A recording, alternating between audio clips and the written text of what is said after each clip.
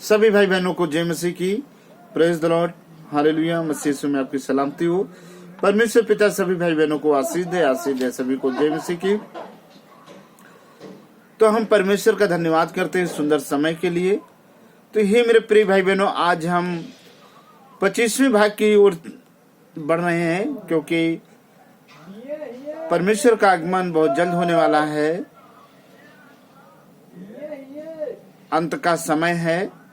तो ये मेरे प्रिय भाई बहनों, आज का जो हमारा टॉपिक है, निराशा में कभी परमेश्वर को ना भूलना, ये मेरा टॉपिक है। आइए हम अपनी आंखों को बंद करें और प्रार्थना में चलते हैं। धन्यवाद पवित्र परमेश्वर, हम तेरे नाम को धन्यवाद करते हैं आपके अद्भुत प्रेम को जो आपने समस्त मानव जाति से किया है। धन्यवाद करते हैं तमाम आशीषों और बरकतों के लिए पिता। धन्यवाद करते हैं सुंदर समय के लिए जो आपने हमको दिया है पिता। हम धन्यवाद करते हैं पिता। हम प्रार्थना करते हैं जब हम आपके सुसमाचार का प्रचार यूट्यूब के माध्यम से करने जा रहे हैं, तो हे पिता, जितने भाई बहन इन वचनों को सुने वो सब आशीषित होने पाए और हम भी आशीषित होने पाए। हे पिता, हम नहीं, आपका पवित्र आत्मा बोले और हर एक भाई बहन के जीवन में ये वचन कार्य करे, और जितने भाई बहन इन वचनों को सुनकर यूं न रहने पाए, वो बहुत सारा फल लाए। वो निराशा में प्रभु जी कभी हताश ना हो, वो आप पे विश्वास करने वाले बने।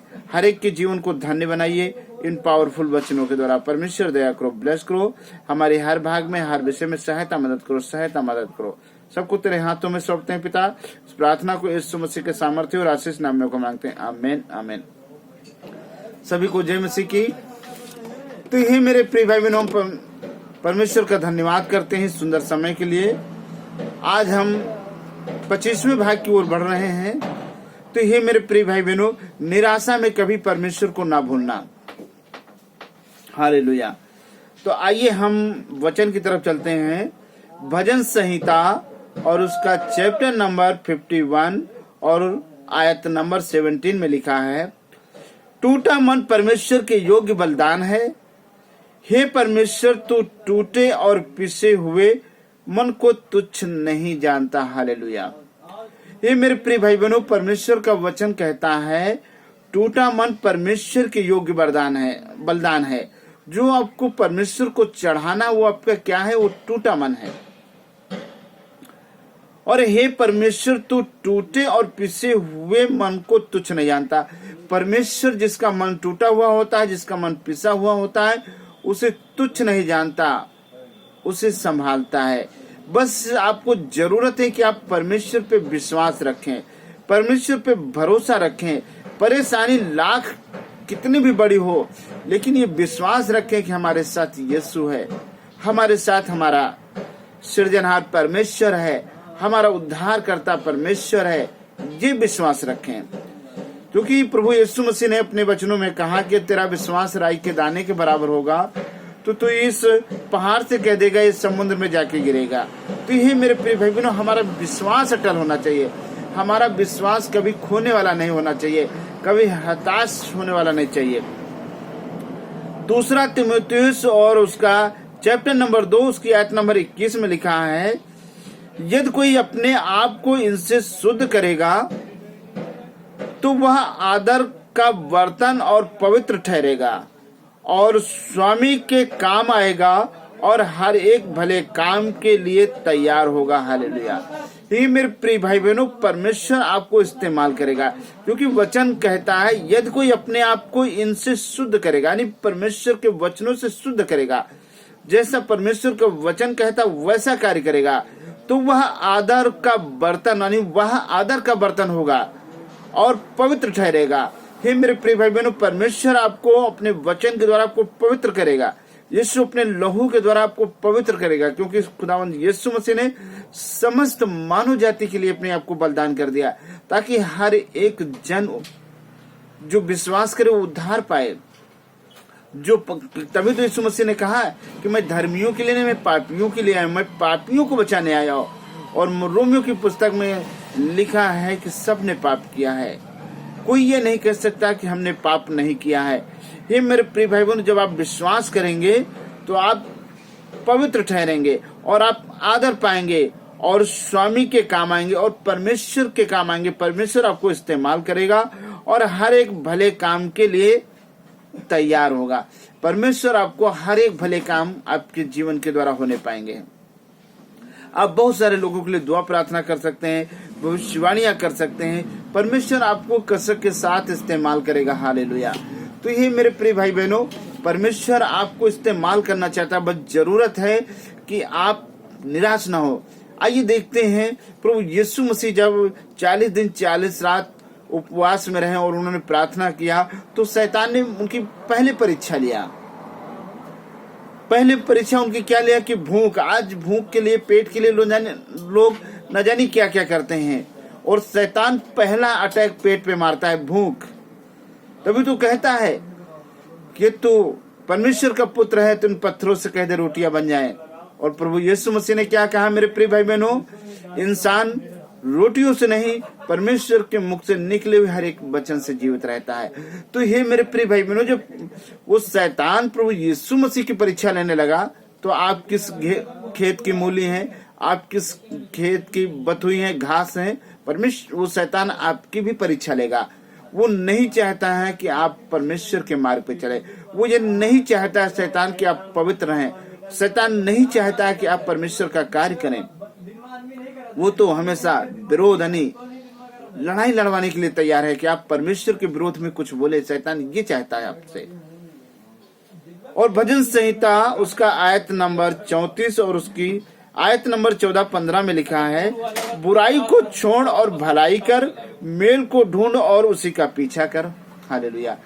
ये मेरे प्रिय भाई बहनों, परमेश्वर का वचन कहता है बुराई को छोड़ और भलाई कर। आपको क्या करना है? भलाई करना है, क्योंकि परमेश्वर भला है।